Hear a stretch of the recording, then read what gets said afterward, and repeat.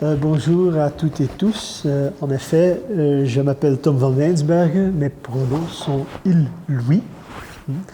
Et je suis conseiller juridique au SPF Justice. En fait, je travaille déjà pour le SPF Justice depuis 1995. J'étais associé au service de la politique criminelle avant et à différentes cellules stratégiques, mais depuis 2021, je suis associé à la direction générale EPI, où un nouveau service R&D, Research et Development, a été créé au sein de la direction soutien stratégique. J'en parlerai tout à l'heure encore. Tout d'abord, j'aimerais remercier l'organisation aujourd'hui de nous donner l'occasion d'expliquer un petit peu ce qui bouge dans les prisons, dans la direction générale EPI, en ce qui concerne la politique de genre. J'avais choisi en fait comme titre de mon discours le chemin difficile, c'était un peu trop long pour le mettre sur le PowerPoint, le chemin difficile vers une politique de genre axée sur les valeurs dans les prisons belges et puis la prise en charge des personnes transgenres détenues en tant que cas pilote, pour souligner que pour nous, c'est vraiment, nous sommes encore au début d'un long processus, nous en sommes convaincus, dans l'élaboration d'une vraie politique de respect pour la diversité dans les prisons. Tout d'abord, si vous me permettez, j'aimerais présenter aussi notre service, notre nouveau service, qui est partiellement créé, je dirais. Donc, c'est un nouveau service qui se veut être en fait un service d'études interne et un centre de connaissances de la DGEPI où l'expertise dans le domaine criminologique et pénologique est constituée, centralisée et exploitée en vue d'un développement stratégique solide. Les connaissances et cette expertise dans ce domaine doivent servir à atteindre les objectifs de l'organisation, évidemment, et l'application du cadre légal. On pense surtout à la loi de principe de 2005, la loi sur le statut juridique externe de 2006 et la loi concernant l'organisation des services pénitentiaires et le statut du personnel pénitentiaire de 2019. En tant que centre d'excellence, nos missions sont évidemment donner des avis au management, aux autres acteurs, aux directions locales, etc., aussi de réaliser un travail préparatoire à la politique pénitentiaire à mener et aussi d'assurer une fonction de passerelle entre les services internes et externes pour renforcer la cohérence de la politique pénitentiaire. Et c'est dans cette optique que nous nous attelons déjà à recueillir et à tenir à jour systématiquement toutes les recommandations issues de sources diverses. Pensons à des rapports, des recommandations à l'échelon national et international, des études scientifiques, évaluations, etc. Lorsque c'est opportun et prioritaire, et évidemment, ça c'est une décision que l'équipe de management stratégique doit prendre, notre volonté est de traduire ces éléments en objectifs stratégiques et en initiatives opérationnelles dans le contexte du cadre stratégique de la DGEPI et du SPF Justice. D'ailleurs, je peux vous dire que récemment, nous avons initié un projet pour pouvoir disposer d'un vrai instrument de gestion et de suivi digital pour toutes ces recommandations et ces rapports, parce qu'on sait que pas mal de ces recommandations ou des rapports restent dans le tiroir, malheureusement. Nous envisageons aussi une collaboration étroite avec le monde académique et avec tous les acteurs de terrain, comme la SBL iCare, pour obtenir une amélioration des conditions de détention et une plus grande efficience dans l'exécution de la peine privative de liberté, y compris par rapport à l'objectif de la réinsertion sociale. Voilà, vous comprenez, ces objectifs de notre nouveau service d'études et de support à la conceptualisation sont donc très très ambitieux, mais en même temps, il faut admettre que notre cadre de personnel actuel n'est pas encore très ambitieux, c'est encore limité à 2 à 3 fonctionnaires juristes, criminologues, et à 2 data analystes qui font déjà, à mon avis, des miracles sur base des données dans notre base de données, c'est-à-dire le CD-Suite qui n'est pas toujours si accessible ou si bon pour faire des analyses. Dans les prisons belges, il faut l'admettre, il n'existe pas à proprement parler de politique de genre spécifique. J'ai essayé de trouver quelques chiffres. Ce sont surtout des chiffres sur le gender mainstreaming. Peut-être intéressant de dire que notre population de détenus, la moyenne en 2021, c'était pour les hommes, ça s'élevait à 94,5% et pour les femmes seulement 5,5%. Notre personnel, j'ai des chiffres pour retrouver pour 2020 et le personnel de DGEPI, il y a 37,8% femmes et versus 62,2% hommes. En fait, c'est une partie maximale tenant compte, pour les femmes, tenant compte qu'on doit encore pouvoir effectuer certaines tâches, comme par exemple la fouille au corps. Donc, 37% femmes du personnel pour 5,5% de détenus féminines. C'est de temps en temps difficile, mais bon. Il y a, mais ce chiffre je n'ai pas pu avoir confirmé, mais à peu près 70% des membres du cadre de direction seraient des femmes. Donc ça c'est aussi intéressant de savoir. Mais malheureusement, comme le sexe du détenu est consigné de manière binaire, il y a déjà à plusieurs reprises été dit tout à l'heure, il est consigné de manière binaire dans la banque de données ci-dessus. Il n'est pas tenu à jour d'autres informations concernant le transgenre, donc il ne nous est pas possible d'apporter une réponse à la question souvent posée du nombre de personnes transgenres qui sont en détention. Dans le cadre légal pénitentiaire actuel, il n'y a pas beaucoup de dispositions spécifiques. La loi de principe de 2005 s'appuie complètement sur une division binaire entre détenus masculins et féminins. Il est obligé que les femmes et les femmes détenues qui ont des enfants de moins de 3 ans en cellule soient hébergées dans une prison ou dans une section distincte qui leur est spécialement destinée, dit l'article 15 de la loi de principe. En outre, la loi de principe prévoit en des termes généraux que l'exécution de la peine ou mesure privative de liberté doit s'effectuer dans des conditions psychosociales, psychiques et matérielles qui respectent la dignité humaine et que durant celle-ci, il convient d'empêcher les effets préjudiciables évitables de la détention. Ça, c'est l'article 5. Bon, évidemment, ces dernières années, nous avons observé une forte recrudescence de l'attention portée dans notre société, dans toute notre société, à la thématique du genre et à la prise de conscience de la nécessité d'une politique efficace en matière d'identité de genre. La division binaire entre hommes et femmes est en outre de plus en plus délaissée. Le mérite en revient notamment à des modèles de rôle qui s'expriment de plus en plus souvent publiquement leur orientation sexuelle, leur neutralité sexuelle ou fluidité de genre ou la transition de genre qu'ils ont subie. Aussi sur le plan politique en général, de nombreuses initiatives ont été prises afin de prévenir ou de réfréner la discrimination ou les traitements irrespectueux de personnes en raison de leur identité de genre et parfois même de leur transition ou de leur fluidité de genre. Il s'agit d'un processus évolutif qui, dans notre société, s'inscrit de manière accélérée dans la philosophie de la protection des droits humains fondamentaux, mais il faut aussi l'admettre qu'il ne se passe pas toujours linéaire. L'acceptation sociale n'est pas encore chose acquise partout. Et cela vient évidemment souvent compliquer aussi les initiatives qui ont pour but de parvenir à une société libre et tolérante à l'égard du groupe des LGBTQIA+.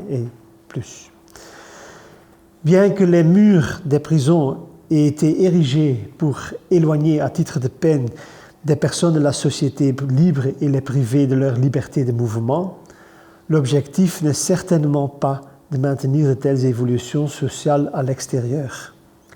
En effet, une détention sensée implique précisément que nous avons la volonté de préparer les détenus à un retour dans la société libre en prenant des initiatives pour limiter sur le plan des facteurs criminogènes le risque de récidive, mais également en anticipant les besoins des détenus et en renforçant leur résilience. De surcroît, le groupe cible des détenus est justement un groupe comptant de nombreuses personnes fortement vulnérables confrontées à de nombreux problèmes. Les personnes qui ont aux prises avec leur identité de genre et qui sont confrontées dans leur propre contexte familial ou social à l'incompréhension, à l'intolérance et à la discrimination sont plus vulnérables et risquent de se retrouver plus rapidement et plus souvent dans une spirale négative associée à diverses formes de délinquance, drogue, agression, etc. et à des risques accrus d'automutilation ou de comportements suicidaires. La DGEPI ne veut pas fermer ses yeux pour cette réalité sociale et tente, dans la limite de ses compétences évidemment, de l'aborder sous l'angle de la liberté individuelle, de pouvoir définir, exprimer et vivre librement sa propre identité de genre, y compris en détention. Par ailleurs, l'aspect sécurité sera et devra toujours aussi pris en considération. Et cela place souvent le personnel de la DGEPI sur le terrain face à des dilemmes et à des choix difficiles, ainsi qu'au risque de prendre de mauvaises décisions. Mais nous ne sommes heureusement pas seuls. Ces dernières années, une attention croissante a également été accordée sous l'angle académique à la perspective du genre et à l'expérience de la détention par divers groupes cibles, femmes détenues qui gardent leurs enfants auprès d'elles, mais aussi personnes appartenant au vaste groupe cible de la communauté LGBTQ et les hommes trans et femmes trans en détention. Je renvoie notamment aux travaux scientifiques de professeur Motmans et de Davo Maras du Transgender Infopunt et les recherches de Madame Aurore van Liefde et professeur Olivia Nederland qui vont vous parler tout à l'heure. Mais de plus en plus de chercheurs doctoraux ou pour des thèses de master d'université et des ONG diverses prêtent attention aux thématiques qui se manifestent dans une politique orientée sur le genre. Ce sont ces résultats de recherche et ces perspectives scientifiques qui doivent, nous, en tant que DGEPI, aider à améliorer les conditions de détention des groupes spécifiques de personnes détenues et à résoudre leurs problèmes. Bon, maintenant, je vais vous parler un petit peu des recommandations parce qu'il y a déjà des recommandations concrètes concernant la prise en charge des personnes transgenres détenues. En fait, déjà en 2018, à la demande de la cellule stratégique et du directeur général de l'époque, Madame Rachida Ouache, attachée en qualité de psychologue au centre de formation de Marnef, a pris l'initiative d'élaborer des recommandations concrètes sur la prise en charge des personnes détenues. Et cela a débouché sur un premier projet de texte des recommandations. La poursuite du déploiement et la réalisation du projet a toutefois dû être postposée en raison de différentes circonstances dont la moindre ne fut pas la pandémie de Covid, évidemment. En 2021, nous avons constitué un nouveau groupe de travail afin de réexaminer et d'actualiser ces textes. Et ces travaux ont abouti à un texte mis à jour quant au cadre conceptuel, à l'état de la législation et aux visions scientifiques, un texte qui a été validé le 13 septembre 2021 par l'équipe de management stratégique de la DGEPI. Il a également été décidé de le soumettre en premier lieu à l'évaluation des différents directeurs des prisons locales, mais cela n'a suscité que quelques réactions qui ont pour fil conducteur la reconnaissance du besoin d'initiative en la matière et qui témoignent en même temps du souci d'introduire correctement ces recommandations sur le terrain. Les recommandations doivent dès lors être essentiellement considérées comme des directives et plutôt une invitation à prendre aussi des initiatives locales conformes à la politique déterminée par le management et à la mesure du groupe cible et de l'établissement. Mais il faut l'admettre, les problèmes actuels de la surpopulation carcérale et les projets de transition en cours dans les prisons, entre autres l'ouverture de la nouvelle prison de Haarlem, le déménagement des détenus, le recrutement et la formation du nouveau personnel pénitentiaire, rendent évidemment difficile de prendre encore de nouvelles initiatives à court terme. Bon, maintenant je vais parcourir quelques lignes de force et thèmes de fond dans le document des recommandations. Tout d'abord, le document précise les concepts et leur contenu sous-jacent. Il est en effet important de clarifier les choses et de définir dans un cadre correct le problème auquel les personnes transgenres détenues sont confrontées. À titre d'exemple, la distinction est expliquée entre les caractéristiques sexuelles, l'identité de genre et l'orientation sexuelle d'une personne. On a utilisé le terme générique de transgenre à considérer comme un concept générique pour une réalité complexe et diverse. Ensuite, dans le document, le cadre légal est commenté. La loi de principe de 2005 relative au statut juridique interne du détenu a servi comme point de départ pour nos recommandations. Toutefois, tout ce qui semblait réglé de manière claire et simple pour toutes les prisons il y a 17 ans ne résiste pas toujours aujourd'hui à l'épreuve de la réalité sociale. Il faut l'admettre. Un certain nombre de droits et de libertés sont par conséquent apparus de manière plus proéminente dans notre société et ont été réglés plus en détail. La liberté d'exprimer son genre et de vivre sa propre identité de genre en est un exemple. À l'heure actuelle, la loi de principe est entrée en vigueur quasiment dans son intégralité, à l'exception des dispositions aux soins de santé pénitentiaire, vu le transfert de compétences en préparation de la justice à la santé publique et les projets pilotes mis en place en la matière. Mais une révision globale de la loi de principe est aussi envisagée, ce qui nécessitera encore un travail préparatoire important pour pouvoir cartographier correctement l'ensemble des problèmes et des conditions.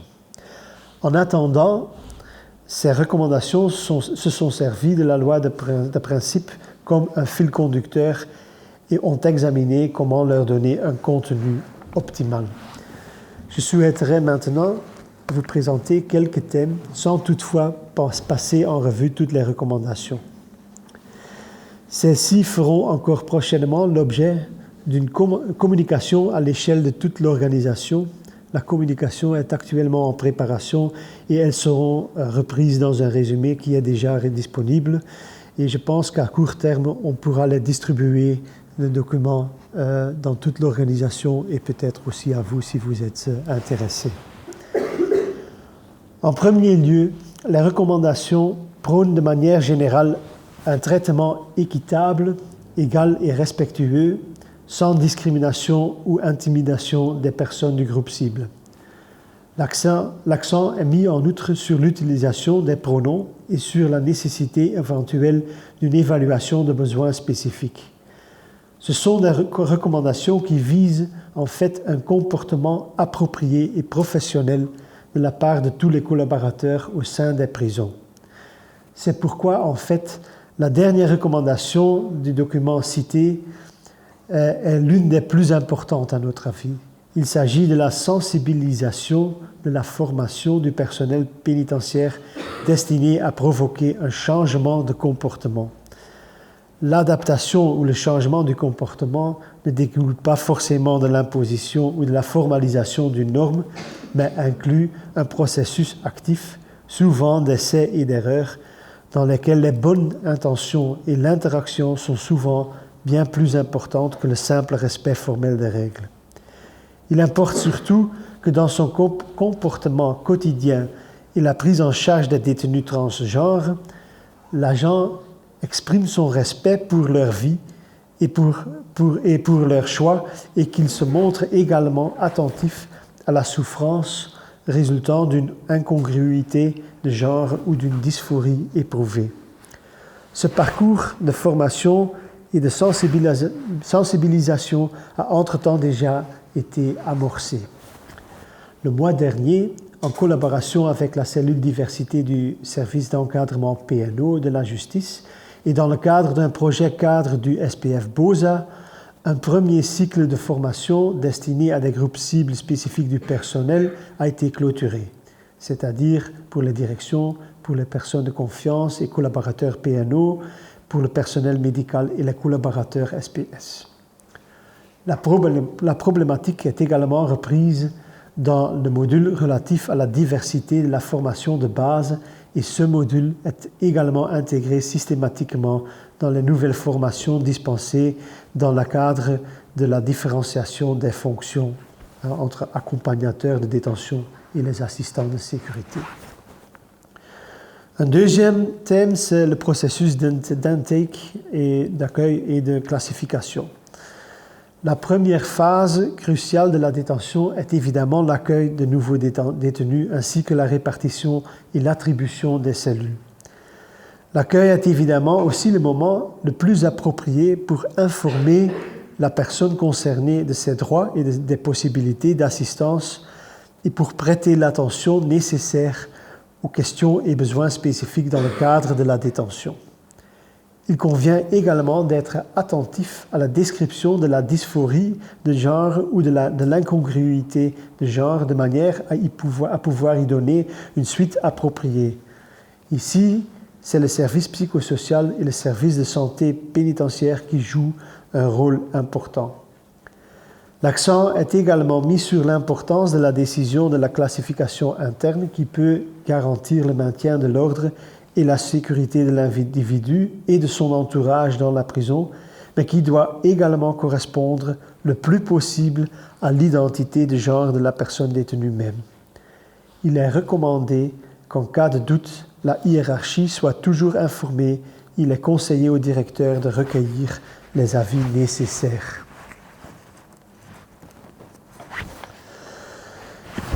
Et puis, il y a évidemment aussi des recommandations qui concernent directement la vie quotidienne et le contenu des mesures de sécurité concrètes dans les prisons. La vie carcérale se caractérise par de nombreuses règles strictes et une organisation pratique qui ont pour but de garantir à tout moment le contrôle et la sécurité. Dans le cas des personnes transgenres détenues, de nombreuses règles appellent également des questions pratiques auxquelles répondent autant que possible les recommandations. Pensons par exemple au principe d'une participation égale et libre aux formations, aux activités dans les prisons, au travail, quelle que soit l'identité de genre de la personne concernée. À la fouille des vêtements ainsi qu'à la fouille au corps et en particulier au sexe de l'agent pénitentiaire qui doit l'exécuter. À l'échange d'informations et la confidentialité qui doit être respectée, nécessaire de certaines informations sensibles concernant le sexe et le changement de sexe d'un détenu, et finalement aussi aux besoins spécifiques par rapport à la détention de certains objets, accessoires en cellule, au port de ses propres vêtements et à l'organisation de moments spécifiques pour les douches si les installations sanitaires sont partagées. De telles décisions peuvent en effet avoir un grand impact sur les détenus du groupe cible et peuvent compliquer les conditions de détention. Et c'est la raison pour laquelle elles doivent être bien pesées et doivent prendre en considération tous les intérêts. Et ensuite, je peux vous dire que la prise en charge des détenus transgenres, de la diversité et de l'inclusion a déjà été acceptée en tant que projet pour le futur plan opérationnel du SPF Justice. Le scope du projet sera plus large, ce sera la problématique du genre détenu transgenre, diversité et inclusion. L'élaboration d'un business case se poursuit en vue d'une validation au printemps de 2023. Cette validation conférera effectivement à cette initiative stratégique le statut de projet à part entière et lui permettra donc de disposer des budgets et du suivi structurel nécessaire. Des étapes supplémentaires sont déjà prévues à court terme dans le déploiement du projet, c'est-à-dire une boîte à outils et un instrument documentaire sont déjà à l'heure actuelle élaborés, tant pour les détenus confrontés à des problèmes de genre que pour le personnel. C'est actuellement déjà en cours de développement dans le cadre d'un projet soutenu par l'Institut pour l'égalité des femmes et des hommes. Et la secrétaire d'État compétente, Mme Sarah Schlitz, c'est un projet qui s'appelle Beyond Binary Bars. Un groupe d'accompagnement a été constitué aussi et ce sera fait par Davo Maras du Transgender Infopunt. Une formation plus approfondie et l'intégration de modules spécifiques seront mises en place dans la formation de base et la formation continuée, comme j'ai déjà mentionné. Et on examinera également dans quelle mesure les directions locales pourront être soutenues davantage dans la mise en place de plans d'action. J'ai bien noté que je pense que l'ASBL est aussi disponible à supporter ce travail. En outre, il pourrait être fait aussi appel à l'expérience du projet local. Il y a déjà un projet local au complexe pénitentiaire de Bruges. Et j'ai entendu qu'il serait aussi un projet à Lantin, mais je ne sais pas encore s'ils ont démarré. Ou avec la collaboration du coordinateur stratégique, un groupe de travail établi bottom-up avec un groupe de détenus du groupe cible, un plan d'action afin de parvenir à un établissement pénitentiaire plus convivial à l'égard des LGBT. Voilà, je pense vous avoir donné un aperçu de l'état des choses et surtout de nos ambitions pour le futur et nos objectifs. Et je vous remercie pour votre attention.